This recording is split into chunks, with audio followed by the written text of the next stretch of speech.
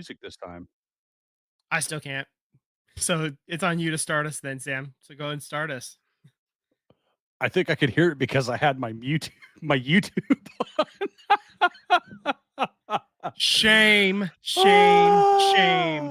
Ah! Ding ding. I thought I had something figured out, and I'm just an idiot. So, welcome back, everybody, to another exciting episode of SVT. We have no T today. He's stuck on the 880. So good for him. Enjoy Condolences. that, buddy. uh So it's just us and as always, Tim's on the ones and twos. We finally got him out of that tin can.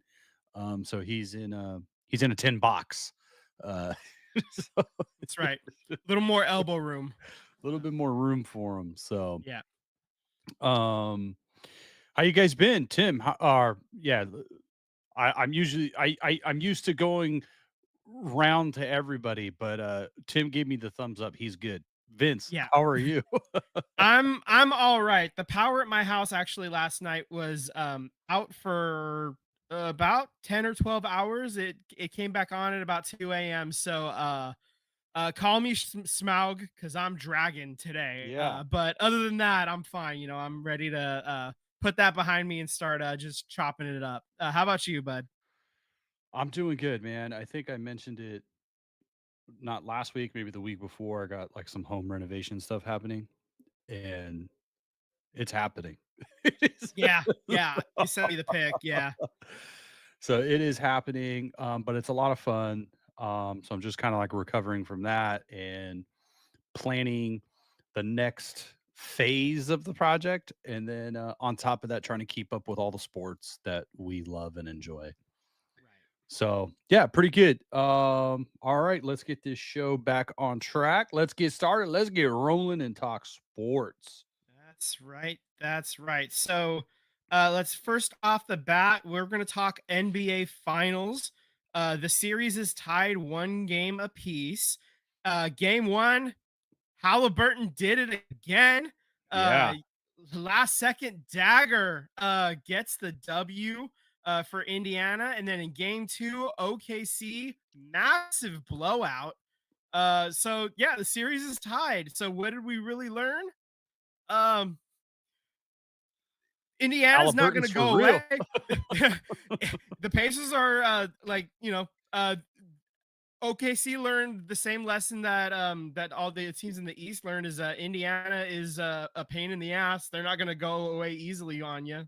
Uh, Absolutely. so if OKC truly did build it, was it trust the process? Like what Philly tried to do. If OKC actually perfected it, they're gonna have to really lean into it and really trust this process because this is not going to be an easy out by any stretch of the imagination. Right. Yeah, Yeah, Indiana who's did their overrated, job. right? They did their job. They stole game 1. They lose in game 2, but you come back home. You have a really good opportunity to maybe go up in this series, and you got a couple opportunities to close out OKC. Um, Halliburton has arrived, dude. He like elevated. We watched him out here a little bit when he was with Sacramento. I don't think any of us liked the Sacramento trade that brought Sabonis in and Halliburton out. I remember we talked about it. I don't remember any of us like Yeah, thinking like that was a trade that was going to put we- we- Sacramento over the top.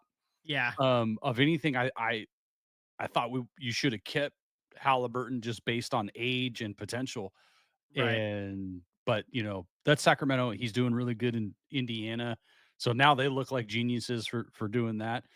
But Mhm. they also have a head coach that he's won before, and he's kind of won at, I know he's won the championship before, but he always Rick Carlisle always has competitive teams, disciplined teams. And so Mhm. I'm not really surprised that the Indiana Pacers are showing out right now. To be honest, with this coaching and Halliburton making that step, and just going God mode in a lot of these games, and the miracle shots, like you can't account for that. It's just, it's a miracle shot. Yeah.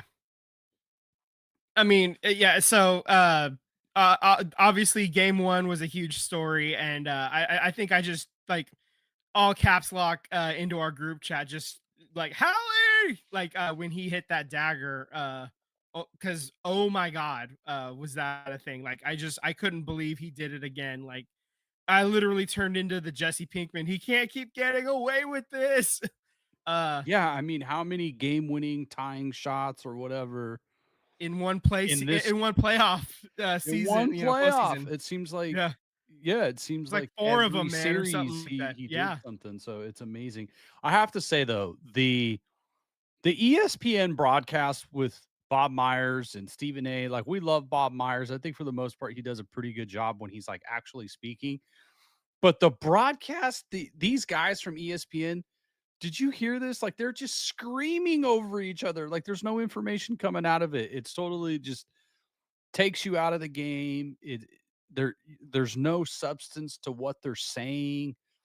And it's just terrible that ESPN is putting and this is not the first time, like, but they were literally screaming over each other. You could not hear anything during the halftime show. Did you catch this, Vince? Um. No, no, no. I didn't catch the halftime show. So during the halftime show, right? First half is over, cuts to the halftime show, and they're just showing the images of the court, right? They're just showing the finals logo and showing the court, and you just hear Stephen A. Smith, Bob Myers, and Perkins just yelling over each other. Like Okay. you could not hear what anybody is saying, and it's minutes. It's like 2 minutes of just it's Just just awful. It's quality just airtime. Yeah. awful. I Yeah. caught, I watched it on the live, and then I was reading about it today and on awful announcing where they kind of highlight some of the comments on social media because I ain't on social media anymore. So I have Mhm. to go through news sites to show it to me. Right. Yeah. And Yeah. it's just bad. When I was watching the game, I was like, oh my God, this is terrible. Like Yeah. you cannot understand what they're saying or any substance. Game two was a blowout. So it wasn't Yeah. as entertaining. It was just kind Right. of Yeah. I over. mean, yeah. At halftime, OKC was up 18. After three, they were up 19. They end up winning the game by 16. So yeah, it was just kind of just kind of got out to a big lead by halftime and kind of kept it there the rest of the way. It just did not. I mean, the 16 feels close when you look at it on the score. That game felt Yeah. like No. 30 points away. It Yeah. It just was did never. not. Yeah. It looked a lot closer on the box score than what it really was the entire time. Yeah, for sure. Absolutely. Yeah, I mean, and I mean, you just look at like these points, and if you look at any box score, it'll be bolded for the team that has the better of whatever, the better stat or whatever, and it's just OKC down the entire line is bolded the entire way. It's more rebounds, more offensive rebounds, more steals, fewer turnovers, more points in the paint, like Everything. field goal Everything. percentage, 3-point percentage, field goals made. Obviously, you win by 19. It was 16 points. You're gonna have more buckets made, right? Fewer personal fouls, just basically everywhere. Uh, all across the stat sheet, they dominated. And SGA, he drops in 34 points and he's shooting. He shot over 50%. He was like what 52%, I think, or something like that. Yeah. So yeah, I mean, and then he made all but one of his free throws. So he's the MVP. He did MVP things. Halliburton Yeah. only had 17 points in game two as well. So Yeah, he you didn't know, have I mean, they didn't have a great game.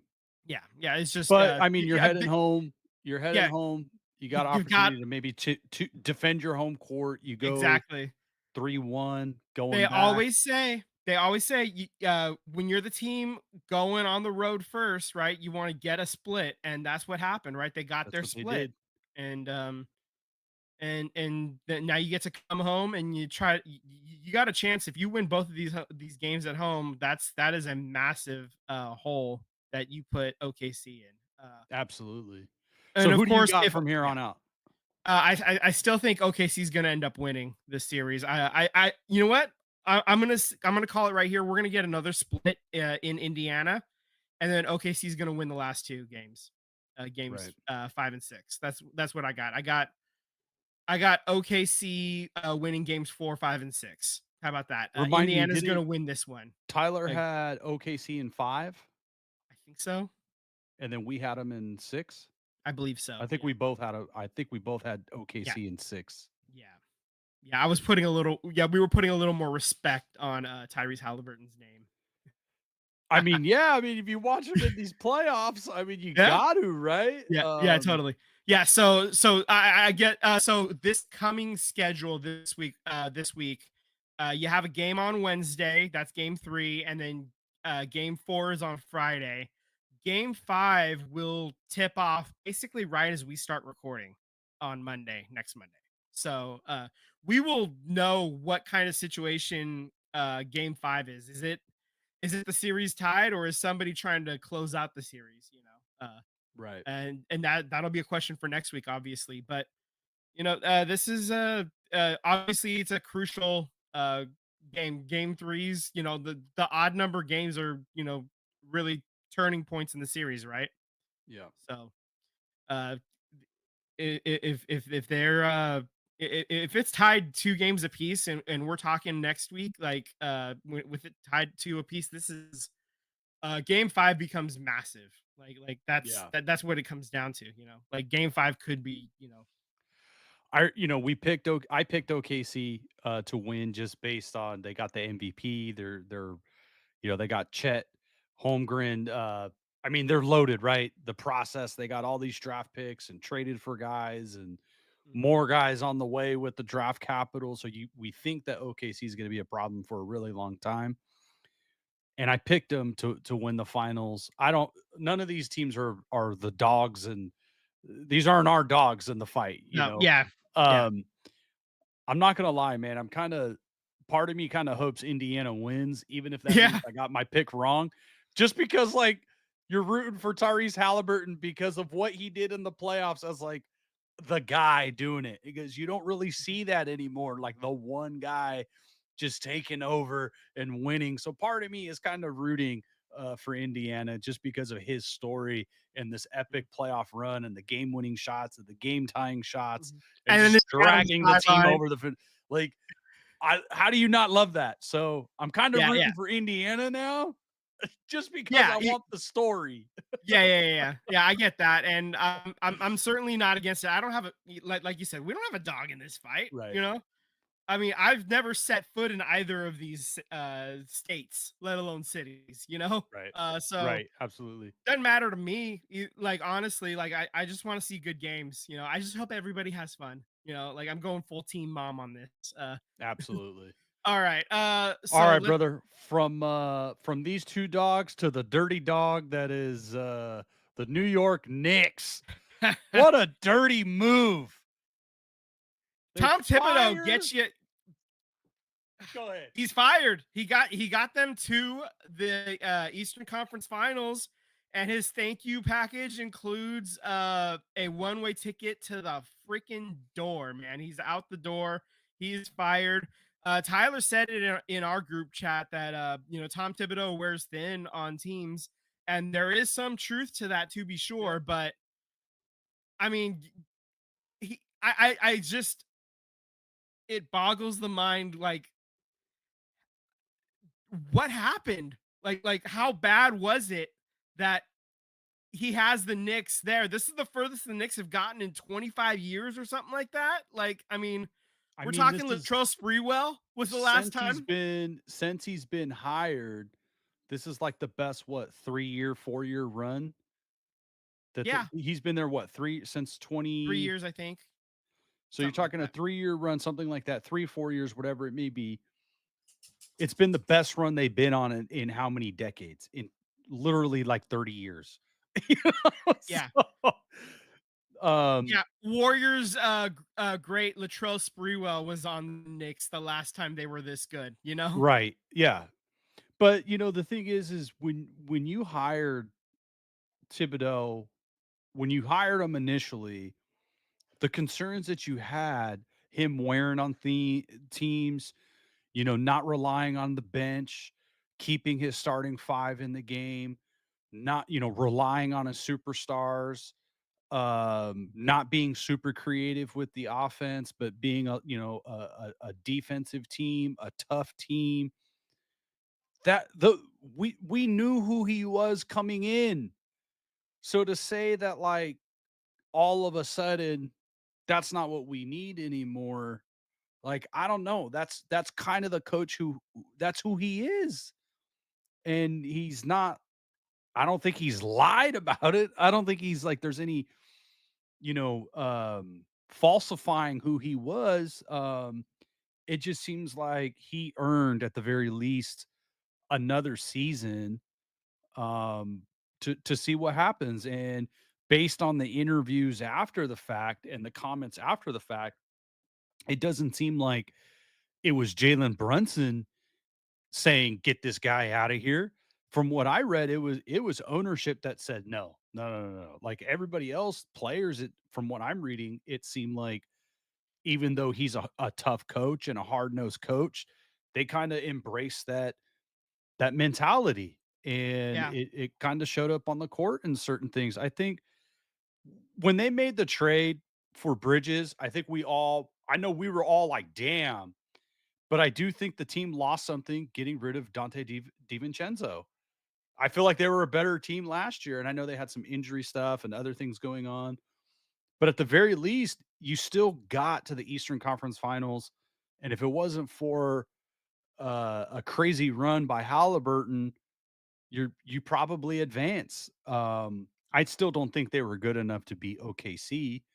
Um, but the bottom line, I think Tom Thibodeau, deserved one more season because again, who are you going to get that's better right now, better coach? Honestly, well, let's talk about just quickly who's available. They haven't officially, as of yet, officially inquired to asked to interview Jason Kidd, but it sounds like the rumblings is they want to ask him. The problem is he's still got 2 years left on his Yeah. Dallas contract, so I don't necessarily see that that's gonna happen. Although Jason Kidd could still be pissed off about the Doncic trade. Although getting the number one overall pick, that's probably going to help heal that wound a little bit. So who knows on that? Okay, so then let's see who else. We got Mike Malone, who was fired from Denver. I Uh, think he's too similar to yeah, Tibbs though. yeah. I agree. Taylor Jenkins. That's another one. I mean, these guys all kind of rhyme. Mike Brown, Darvin Ham, I guess. Yeah, these guys are they're all good coaches, solid coaches, guys that have experience to have You ain't gonna throw Mark won Jackson some up in playoff there? games. Maybe Mark Jackson too. Mark Jackson even got the Warriors into the playoffs a couple of Yeah. seasons as well. Um, um, It's I interesting that he never got a second chance to coach anywhere. Like, yeah, I has he mean, even say what gotten you interviews? Like, that's what I'm saying. Say what you want about certain things, how he conducted himself. Like, he was not wrong when he said this is going to be the best shooting backcourt. He was right. mhm, He got the Warriors to play defense. yep, He was the coach that installed the defense and Kerr installed the offense and they go on their run. But I'm I wasn't the biggest fan of Mark Jackson as a head coach right, just because there were certain things like in the interviews and the offense was stagnant and there was just no yeah, movement, right? And we saw the NBA before Steve Kerr came here, we saw that the NBA was changing. There was more movement. There was a lot of things changing. yeah, And we saw as Warriors fans, it was like very stagnant. And I think we all we like Mark Jackson for like winning and the defense and getting to the playoffs. But I don't think any Warriors fan really believed that we were going to go to the next level with Mark Jackson. no, However, I'm still surprised that he didn't even get like interviews or opportunities to coach in the NBA. Yeah, and to Steve Kerr's credit, like in that first season as head coach, He credited Mark he Jackson. he was giving stick taps to Mark Jackson often, Yeah. as well for at least Yeah. laying the groundwork. So, Absolutely. I mean, I feel like there's no ill will, at least not No. here, No, and no. I and I did hear we're a decade past this now at this point. So I did hear, on the radio, the local radio here, they played some East Coast guys going full tinfoil hat that, the Knicks and the Warriors are gonna work out a trade for Steve Kerr. It's like, sure, not gonna happen. sure, guys, yeah, okay. Right on. Anyway, okay, so yeah, I just the whole firing of Tibbs, it does not make sense to me. I don't, Yeah. like, and the available candidates, I don't think any of them are necessarily an upgrade over him either. So I just the timing is weird. The structure. Did you hear? He dirt daylight a buck short. Oh, sorry. Uh, I'm not a good enough singer. I don't think we'll get copyright struck on I that. doubt it. We're fine. All right. With that, I think anything else NBA or let's move on to the W. I guess we can talk Valkyries. They on Thursday they lose to the Phoenix Mercury. They had an 8-point lead with about 3 minutes and 13 seconds remaining, but Phoenix closed the game out from that point on an 18-1 run. They didn't make a shot in the final 4 minutes. 19 turnovers led to 20 Phoenix points. Phoenix was also missing three starters in Alyssa Thomas with a calf injury, Kalea Cooper with a knee, and Natasha Mack with a back. And they were starting three rookies in their place. So overall, was that was a bad one to lose. They had an opportunity to pick up a W, and it did not happen. Uh, Natalie Nakasi, the head coach of the Valkyrie, I'm sure uh, she went into the lab and she figured it out because they come back on Saturday and the Valkyries had their most impressive W ever. And it's always fun when you can say stuff like that because there's only been 7 games in their career in their existence, but Yeah. they get their biggest blowout win in franchise history. They led the entire game over the Las Vegas Aces. They end up getting a 27-point win as the final, 95-68 on Saturday. The highest lead was 29 points. They end up winning by 27, it looks like, I think. Three players had double doubles. Monique Billings had 14 points and 11 rebounds. Kayla Thornton, who was kind of a defensive specialist, but she's had like 5 games in a row with double digit points. She goes 22 points for a career high and 11 rebounds. And Veronica Burton had 14 points and 12 assists. Also, four home games so far this season, 4 sellouts crowds. So the fans are showing up. They're currently fifth in the NBA Western Conference. They are 3 wins, 5 losses. So they're right there. They're making things interesting. They play pretty good defense. They just had a really tough bit of the schedule. They had to play the defending champions New York Liberty twice, and then they followed that up with the Lynx last week, and then this past week you had it was tough quality teams, but they're coming out of that now. And Yeah. upcoming schedule, you got the Sparks and the Storm coming up. The I'll tell you, Sparks, Vince, they're way more competitive than I expected being oh yeah, a team that came from nothing. They didn't get the number 1 overall pick. hmm Um, they didn't get the top 3 pick. Where were they? Number 4 or 5? 5. They were 5. Yeah, they drafted So, 5, and your you number know 5 overall pick is stayed in Europe as well. right, To play this year. So right. they won't So even see her till next season. and they didn't in free agency, they weren't really willing to go and get superstars, one, because we Well, know the yeah, collective bargain agreement thing is gonna be changing next year, so we knew that, you know, eh, they look way more competitive than what I expected, so I'm they're I'm playing. appreciative very thankful, and that to me shows that they got good coaches, that their Mhm. coach that they the selection draft, from other teams that they put together some pieces. Yeah. They understand that they're not gonna compete for the championship right now, but they wanted to get some players that would be, you know, good Mhm. good additions to the franchise and get them started. So it looks like they're being well coached Mhm. and there's a plan. Because they are in this weird spot of like a new team. You don't get the number one pick. You don't have your fifth overall pick. You didn't get superstar free agents. So there's a lot of things to work through. But I think next season you can really make a big leap because those things will now be open to you. Oh, yeah. Depending on where you end up in the draft, and then depending on who you can get in free agency. So Right. Yeah, I'm I mean, excited. I guess they're buying in.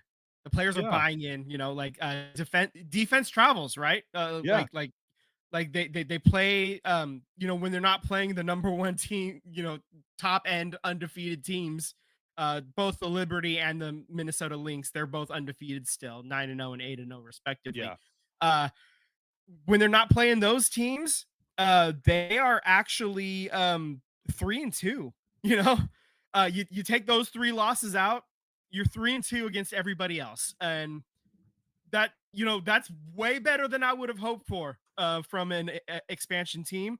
They play a really solid defense, like we've said. They get a lot of buy-in. You've got players like Kate Martin coming off of the bench and is getting career highs and points, and she's like hitting threes like she's supposed to, being an energy player off the bench. Kayla Thornton, we just talked about her. She's suddenly an offensive threat out of nowhere when she was supposed to be a defensive specialist. So that's great, and I love seeing just how this is developing. I'm excited to see how it plays out the rest of the year, and can they sneak into the playoffs? The opportunity is there. You're only about a game and a half out, I think, of the playoffs. yeah. I mean, yeah, you're a game and a half out right now. It's obviously, still early in the season. You're only 8 games in. Uh, the Storm are in fourth right now. You're in fifth in the West, so they're right in front of you. You're playing them this week. The Sparks are in sixth. They're right behind you. They're only half a game behind you. So, and you're playing them tonight. Actually, that game tips off in about an hour. So, you got an opportunity to play the teams that are right around you in the standings, and maybe put some distance between you and them, or close the gap a little bit. And I'm So looking at the free agent list for next season. mhm. Everyone's a free agent. Yeah, Everyone. yeah, everybody set up their contracts to do this. We talked about it several times Yeah, leading up, knowing, like, just us kind of like get familiarizing ourselves with the W, and then just seeing how the collective bargaining was coming up, and how all of this was setting up, and just we're jumping in at a really exciting time. yeah, And not only that, there's going to be 24 more jobs available in the W next season as well, because yeah, you have 2 expansion teams joining as to start next year in absolutely. Toronto and Portland. So a lot of Vince, these players, I yeah, said it I said it in the off season. You gotta bring Sabrina Ionesco to the Valkyrie, dude. You bring her just home. you gotta pay. You just do it. I know she's Yeah, in New York right now. Bring her home. yeah. You know, her Yeah, and go full Steph. Jean Valjean and bring her home. Absolutely, dude. I mean that to me is like superstar play. Is really good. The crossover with her and Steph and the Golden State Warriors and the Valkyries would just be amazing. Oh yeah, the So that's what I'm hoping commercials, for. the Yeah, I marketing. just Oh my god. Joe yeah, Lacob would be like, "Oh, the opportunities." I'm telling you, man, Anyway, it's gonna yeah, it's gonna happen. It's gonna happen. okay. Yeah, so this is really exciting times. You know what else is exciting? Bay FC getting W's. That's what's exciting. Uh, they played on Saturday against Portland. the Thorns, and they get the W 1-0. The lone goal was from Alyssa Melanson, who that's her first professional goal. Uh, it was actually quite a goal. Uh, what happened was Hawking and Taylor Huff were playing kind of a give and go game back and forth right around the edge of the 18-yard box, and then Hawking kind of sends it forward down the left end of the box toward the goal, and then Melanson from a near impossible angle just kind of roofs the shot home, and it was wild, and that thing's probably going to win goal of the week. It was incredible, and Stokowitz is probably going to win save of the week as well. Again, she's been playing incredibly well as well. A couple of other plays I do want to call out in the 9th minute. Oshawala hit a post in that means that she was close, but still no goal contributions, no assists or goals for her this season after leading the team last season. And in stoppage time, 5 minutes into stoppage time in the at the end of the game, Rachel Hill had a goal, but it was disallowed due to a handball. Uh, it was off of her head, not her hand. It was a terrible call. Um, and they didn't even go to VAR, but all the replays that we saw clearly showed it. Like her hand was up in the air, but it clearly hit like off of her head and her hair, but not her hand. So Right. just a terrible goal. I And forgot to then put this in the notes. I'm glad you brought something up about the terrible call because that's yeah, something that I've noticed in the WNBA and the NWSL is the referees that it needs to step up, dude. The officiating in some of the you're women's not sports, wrong. it's You're not not wrong, good, my and dude. it's impacting the game. It's Yeah. impacting the game. So I hope the league makes that a both leagues make Mhm. that a huge priority this coming year to get better officiating coming in Yeah. because it's impacting the game and the watchability. Ich scheiß dich nicht. The Portland Thorns, I had to say it in German to get around the censors.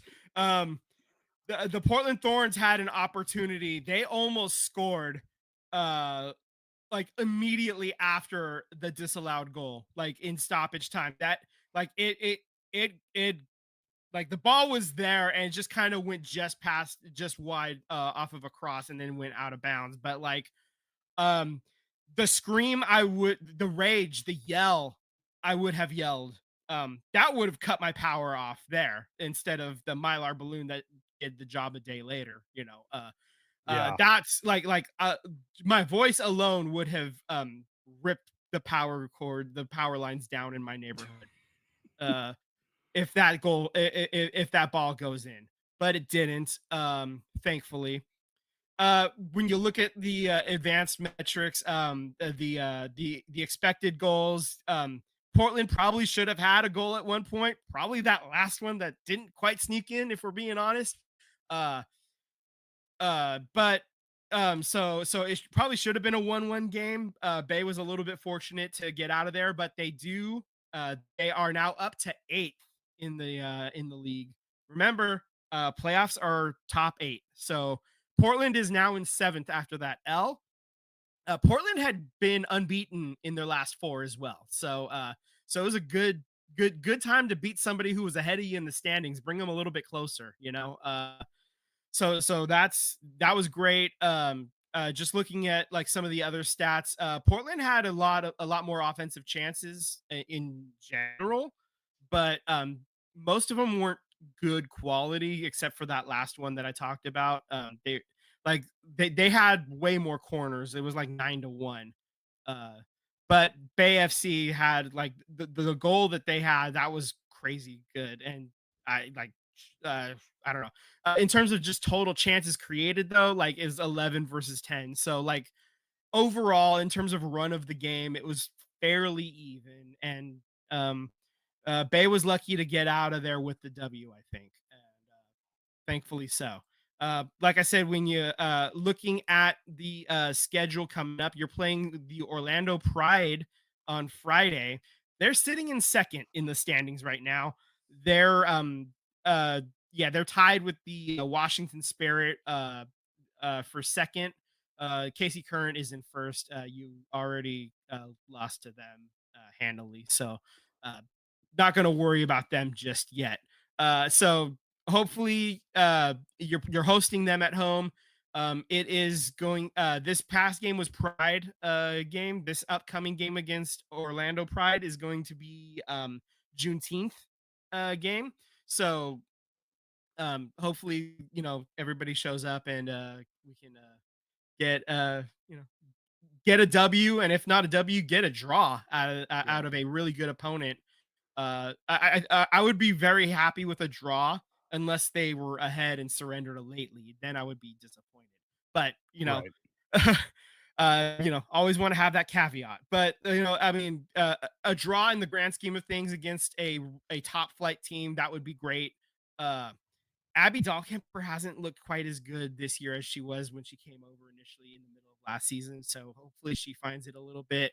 Um, but we'll see how it. The defense is playing a lot better. We're starting to score a little bit more. The chances are starting to come. Uh, it's not showing up on the scoreboard yet, but they're attacking a lot more. They switched a few weeks ago. We talked about it to the 4-4-1-1 instead of the 4-3-3 that they were playing before, and it's just it has opened things up a lot more. And this past game, they had Rachel Kundanaji come off of the bench as a super sub, and she just was near unstoppable. And the chances were just they were there and it just couldn't quite convert. So I'm excited for that. For the energy that she provided doing that, and maybe this was a one-time thing for her. Maybe she just needed a game coming off of the bench a little bit fewer minutes to save her for the Orlando game, or maybe this is going to be the new normal going forward. I don't know what's in Montoya's mind sometimes, but this one seemed to work for the most part. Vince, what they really need to do is adapt this a new tactical approach, and they should do total football. It was Okay, perfected by Coach Lasso. yeah, sure, but I think they're aware of they're aware of Johan Cruyff. All right. All right. All right. You asshole. All right. Okay, so let's just switch gears to the US soccer. Both the men and the women had games. So we're gonna stick with the women first. On this past Tuesday on the 3rd, they get a 4-0 win versus Jamaica. This Jesus. game, yeah, it was not as close as that score might indicate. I'll tell you that, man. It was Becky Sauerbrun's bobblehead, and congratulations on the career game.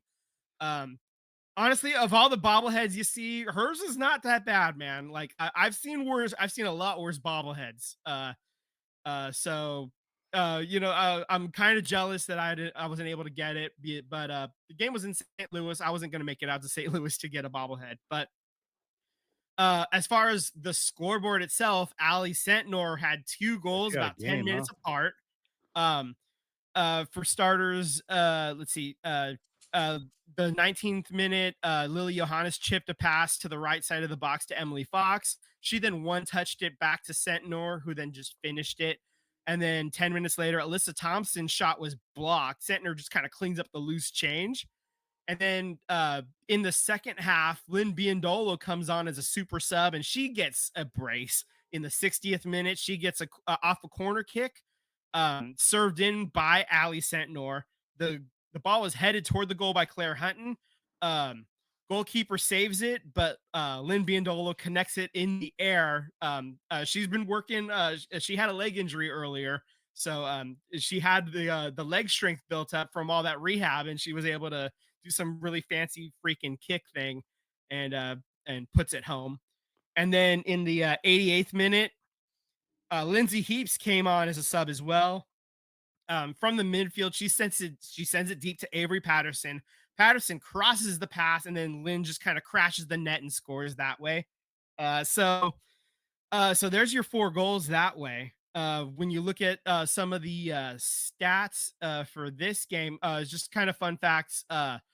Carrie Bello gets her first cap as well. So again, we've talked about it a lot. The player pool being expanded. Emma Hayes is giving many players an opportunity to play and to just get a chance. And it's kind of tough to tell with this particular game because it was so one sided. But I didn't see her do anything wrong. It's tough to do anything wrong when everything's going your way. Absolutely. Valentola Joyce was in goal again, and it looks like she's the front runner at least to be the number one goalkeeper for the team. And I think she maybe touched the ball 3 times the entire game.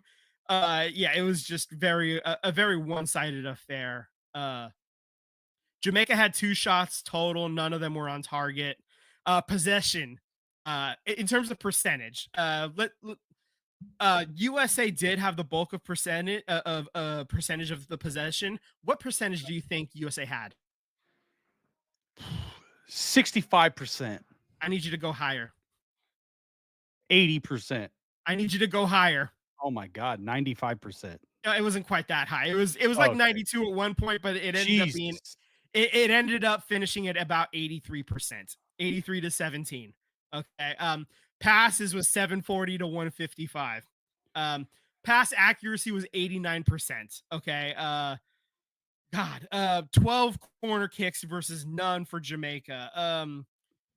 Yeah, 23 shots. 10 of them were on target for USA. Like just an annihilation on in every metric.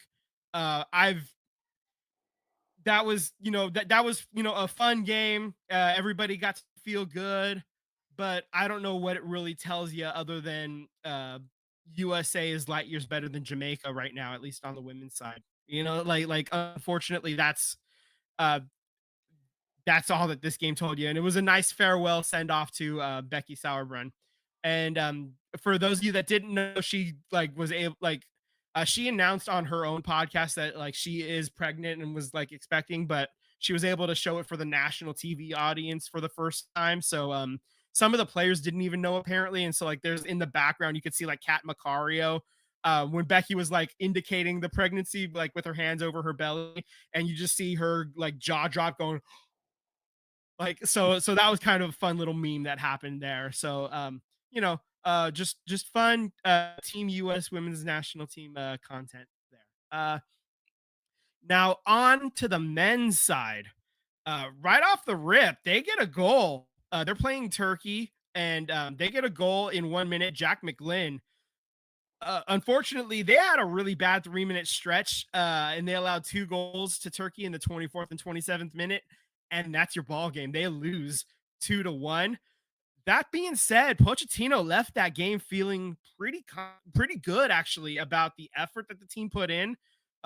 Overall, he liked he said that he liked what the team like the effort there was a lot of just positivity, I guess, is even though they didn't get the win, he was feeling good about the effort that the guys were putting in. He Yeah, so it's a little weird, you have lost and it was bad. Like the plays that led to those goals, they were bad. It was like you basically kicked the ball right into the Turkey player's feet. You kicked it directly at him. He takes it and puts it right back into the net. It was just bad, man. But that being said, it wasn't for lack of effort, and everybody was playing hard. And some of the players that did not end up being on this roster, they end up getting replaced by a bunch of MLS guys. And these MLS guys, they're hungry and they want it and they're trying. And uh, maybe this pushes some of these veterans that weren't able to be on this roster, be it for rest reasons or coming back from injury reasons or just mental fatigue, or whatever reason. um Club World Cups, or there's a lot of different reasons why about 7 or 8 guys who normally would be on this roster aren't. So but these players that are in there, they may not be quite as good, but they're just as hungry and they're trying just as hard, or if not harder, than the other guys were. So Yeah. Poach's spin is running with that. And let's see. One of the quotes he said here, I just pulled this up. I think we need to be positive because today I think only we can talk about football action, soccer action. The team showed great energy, great mentality, great attitude, and then it's this type of game that maybe if you make a mistake, you can lose, but you made a mistake because it's soccer, it's football. That is why I think I am so happy about the way I think that we delivered the show and in the way that we tried to play. So he's thrilled with effort is what it sounds like, Yeah. and that For like sure. he ripped a lot of players in that March window, like there was just like, there was a lot of lackadaisical guys showing up just to hang out with their guys and go golfing and grab dinners and crap like that. So it sounds like the mentality has changed a little bit, and I like hearing that. About we're almost exactly 1 year away from the World Cup. I think it's like Right. 1 year and 10 days or something like that. Like it is really close to the World Cup starting here in America. You're hosting the World Cup. And if you don't want to make an embarrassment of yourselves, if you want to advance out of the knock out into the knockout stages, which I think that we've talked about it in episodes in the past, like they should be able to do. They have the talent. This is on paper one of the more talented set of players that the US has ever had. A lot of these guys are playing in Europe. If you're going to actually advance and do these kind of stuff, I need now's the time to start, doing it. Start, showing you mean it. And if the guys that are, not able to play right now, aren't able, like, if they're not able to put the effort in, and maybe some of these MLS guys are, getting this experience now, even if they end up losing against Turkey. Turkey's not a terrible team, by the way. They're, I mean, they're not, j- top flight Argentina, Germany, what have you, but they're no schlout. They're Right. no whatever schlubs, whatever the hell I'm trying to say. Like they're Right. a solid team. So upcoming games tomorrow they're playing Switzerland. Okay. And then the next 3 games after that is Gold Cup. Okay. So Gold Cup is, it's maybe the last tournament I think before the World Cup. This is Trinidad and Tobago, Saudi Arabia, and Haiti. So we're gonna keep an eye on all of these games as well. Um, Kind of excited to see how the boys play. I'm. It sounds like effort is there, and that was one of the things I wanted to see. I wanted to see the mentality change. Like, uh, there's this USA needed a mentality check, or whatever. And maybe to start winning, you need to have a winner's mindset. And maybe sometimes you're going to lose before you win, right? And we see that with a lot of teams. And maybe this is what's happening here right now. Maybe we're starting to see that kind of develop a little bit. And I'm not trying to say that they're going to win the World Cup next year or anything like that. Don't hear what I'm not saying, but Yeah. I mean, if they're But be like it, competitive, yeah, be a sound team, and yeah. it feels like we've been promised, or it's Mhm. been hyped that we're gonna get that, and it just hasn't really come to Yeah. fruition, and it'd be nice to just see that for once. Yeah. They made it through the group stage into the knockouts in the last World Cup in Qatar in 2022. Yeah. I want to see them advance in the knockout stages this Right. coming World Cup. You're hosting it. Maybe you're going to get to play guaranteed 3 games at home because you have 3 group stage games. I want to see him play at least 5. I want to see him Yeah. play at least 5 home games. That if I see that, then I feel pretty good about that. If I see him play 6, that's an outright victory. Like you throw a parade if they get 6. Like as far as I'm concerned, I agree, anything yeah. anything more than 5 is icing on the cake. But I want to see 5 home games for the U.S. men's national team in this World Cup. Uh, it's for a team that has the talent that they claim to have, that should be bare minimum. And if they don't make it out of the group stage, now we're talking about the biggest disappointment in US men's national team history Yep. is what we're talking about. And this is before we even know who they're playing in the group stage or anything like that. Like, and I don't want any excuses about that either. So like, we'll worry about that when they do the draws later. And not we don't even know who all the teams are that are going to be playing. But first up, we have Switzerland. Okay. All right. So with that being said, I think we need to move on to hockey. Uh, we have the Stanley Cup date. There's been 2 games so far. The third game is playing right now, but 2 games in, we have 2 overtime thrillers, including a literal 2 overtime game in game 2. All right, lots of twos. That's Uh, crazy, man. yeah, in game 1, Leon Draisaitl scored his second goal of the game with 31 seconds remaining in the first overtime. They almost went to second overtime in that one. Gave Edmonton the game 1 victory. Brad Marchand follows it up for Florida in the hit, getting his second goal of the game in game 2, about 8:31 into the second overtime, and that's how we stand heading into this game. They're at intermission right now. It was 1-0 when I checked. Florida was up. Brad Marchand actually got that goal right before we started recording. So that's where we stand. The As far as games upcoming It this is week, 2-0 at the it's end Tuesday of. at the end Yep. of 2, maybe. Yeah, yeah. So NHL. Yeah, you're. Oh, it's at the end of first. Florida did get a second goal before. Yeah. It was 1-0 toward the end. Yeah. So yeah, they did get that second goal. Uh, yeah, that was with about a little over 2 minutes remaining. Obviously we were busy talking, so that's why I missed it. Uh, okay. That being said, so obviously they're playing right now. Further games, Thursday would be game 4, Saturday is game 5. And if the series is still happening after that, game 6 will be on Tuesday. So if if Florida holds on here and then they win out, we may be talking about a back-to-back champ.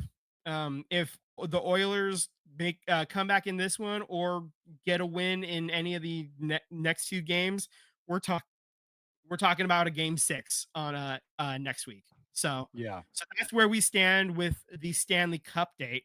Now, all I put in here, I just kind of left it as a tease. Um, we have NHL scouting combine update. Okay. I I think didn't. I know where you're going with this. Yeah. Yeah. So all I said was stay patient. Vince has a lot of notes. Okay. Yeah. Um, okay. So, I got a lot of this stuff from bleeding.teal on Instagram. So they're a great resource for a lot of Sharks information. Um, so if you're ever curious about that, about like, Sharks information, and that includes down on the farm stuff, they're a great resource for that. So according to them, the Sharks, let's see, held interviews with around 70 total prospects, and they didn't confirm everybody that they had an interview with, but they did confirm about 40 of the players, and that includes 26 forwards, 12 defensemen, and 2 goalies. Um, they also confirmed that the Sharks took 4 total players out to dinner, including top prospects Michael Misa and Matthew Schaefer. And Mhm. it's not known who the other 2 players were. Uh, so that's interesting. Matthew Schaefer also noted that he only had dinner with 2 teams, the New York Islanders and the San Jose Sharks.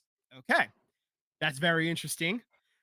Schaefer said that all the organizations are very high class. The Sharks were amazing. I got to meet Mike Greer over the season, and I got to meet their full staff yesterday. So we had a great time chatting. It was a great dinner. Um, This is, yeah, Misa or Schaefer saying this is this? Schaefer saying Okay. this. This is all Schaefer right now. This is, yeah. So the sense kind of around right now, the combine this week is that the Sharks would prefer Schaefer due to positional need. They will take Michael Misa with the second overall pick, assuming Schaefer goes first overall. Um, while a trade up can't be ruled out, the cost of moving up one pick will likely be too much for Mike Greer to do. So it sounds like we're probably staying pat at number two is probably what's going to happen. But also one other note, there are whispers that the Sharks really like a forward Anton Frondel. Misa and Schaefer would be their pick at number two, whoever's available. But Frondel is a name to watch if the Sharks do get a king's ransom to trade back. So just kind of watch out for that. So there's that. We do have now specifically to the Michael Misa stuff. All right. Yep. So Michael Misa said that he had dinner with four teams. So he had it with the Sharks, the Islanders, the Mammoth, and the Predators. That makes sense. Those are all teams drafting near the top. Okay. Um, on his dinner with the Shark, he said it was unbelievable, very top class organization. They're all super welcoming, really, really nice people. I was thrilled with that. It was more just casual. It didn't feel like an interview at all. I think we talked about everything: movie, sports, school. It was great. Um, and then, according to a fellow draft prospect, Malcolm Spence, who is roommates at the combine with Misa, Michael Misa is hoping to go to San Jose. So that's cool. Michael Misa is kind of excited to come here. So I like that, you know. But also there are rumors that the Blackhawks are really like him too. And they could try to trade up to get to the number two overall pick. So uh Well, we want their draft pick and Connor Bedard. yeah, exactly. So um We're gonna fix him. yeah. Yeah, Tyler in the chat says nope, no trading back. And like I said, I'm never going to say no, but my fee to trade back is going to be so ridiculous that you're not going to want to do it. Right. So, and if you're willing to meet me where I'm at to trade up to take this number 2 pick, then so be it. You know, it's going to hurt you way more than it's going to hurt us to trade back, okay? Right. All right. So Michael Misa also said that his goal for next season is to make it to the NHL. He believes that playing center this past season helped him become a more reliable 200-foot player. He believes he's ready to take the next step in his career. So I like that. Um, one more note from the combine, not related to anything else, is actually some William Eklund news, and that was William Eklund's agent was at the combine. He was talking with Mike Greer, and it is believed that a possible contract extension for Eklund was maybe possibly kind of talked about, discussed, you know, The bandied about. agent showing up at the combine. Yep, it's kind of Yeah. interesting, It's and he kinda was like the talking. NFL. It's Yeah, kinda like the NFL, agent yeah. showing up Yeah, at the yeah. combine. Yeah, I mean, I'm sure he has other players that are in the draft combine as Sure. well. Sure, sure. But I mean, you know, he took a moment, talked with Greer at one point. So, you know, I mean, they're just saying. They're just saying Yeah. that happened. Okay. So those are my draft combine notes. It sounds like it's gonna be Michael Misa. We've watched a lot of highlights about him, so like we're already pretty hyped. We're pretty excited for him. If it ends up being Matthew Schaefer, even better. But I'm pretty stoked for Michael Misa to I join this think team. both have the opportunity to be amazing, but I agree with what you said at the beginning, right? You're hoping at Schaefer just because of a positional need. Exactly. Both of them have the opportunity to be really good. Yeah.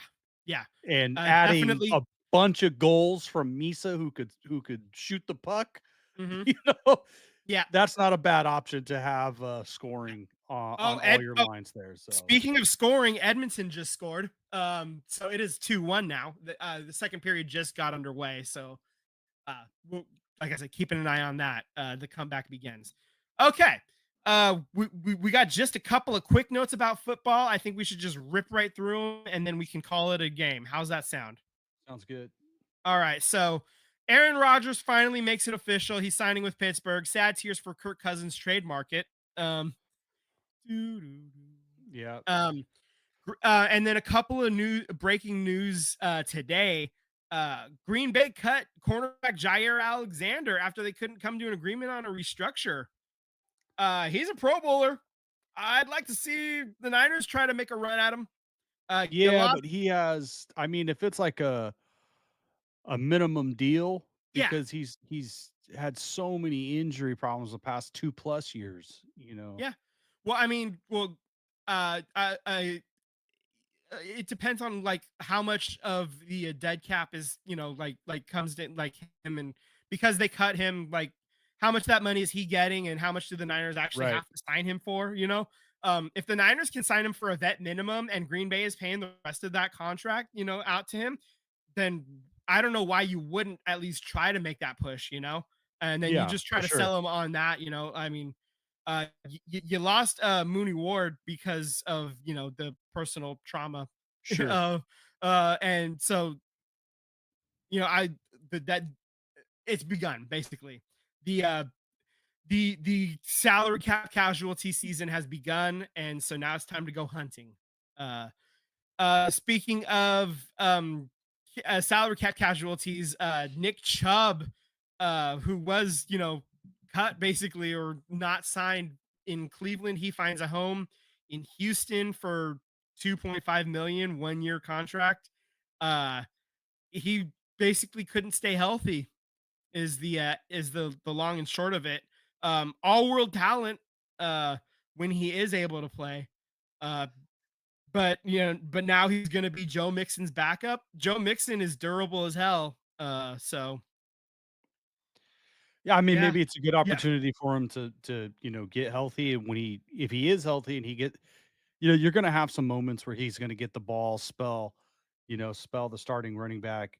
Maybe he shines and then he's really good and you have a two-horse animal, you know? Yeah. But yeah, it's been a big fall off for Nick Chubb, who was amazing when he was in his heyday in Cleveland. yeah, totally. Yeah. So I guess that's basically it. Florida scored, so they're up 3-1 now. Yeah, the goals keep coming, and then they don't stop coming. That's the rules on the hit of ground running. Okay, I'm just All trying it, right, man. brother. I'm gonna keep trying. uh, Keep trying. Just keep just throwing darts at the, that's right. Yeah, spitballs, keep against the wall keep here. keep tempting fate is what's happening here. All right. Yeah, I guess that's it for me. We obviously yeah, that's it. I guess we're good. That's it. That's a That's the show. show. Jair only played 7 games the last 2 seasons. That's a good point, but he was a Pro Bowler when he did play. And if it's a if it's a vet minimum thing, I don't understand why you don't try to take a run at him. That's all I'm saying. You know, he's worth Yeah, a I vet think minimum. I think Yeah, any team that could get him on a vet minimum would roll the dice and yeah, see what happens. yeah. Then you just got to convince him that your team is the right team to come to. And I It think that absolutely. and I think the Niners have proven in the past to be able to do that for certain players. So we'll see if they could do the job for him. That's all. Okay, Sounds good. go ahead and take us out, dude. All right, guys, you're listening to the SVT Sports Pod. Subscribe to us on YouTube, hit the notification bell, and don't forget to slide into our DMs. We would love to interact with you. We are on a 1 week break. See you next week, everybody. FJF.